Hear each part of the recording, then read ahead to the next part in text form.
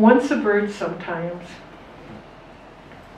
When we were new to each other, I could do anything. I understand now the mating rituals of birds and why there are seasons. Who could sustain all that strutting and preening to impress a mate? Inflate their cheeks, their breasts, to soldier around holding their breath like angry balloons. Eventually tails fail. The iridescent greens and teals disappear into ordinary daily gray feathers. Dinner is made, maybe a little TV or reading in bed, ablutions, lights out.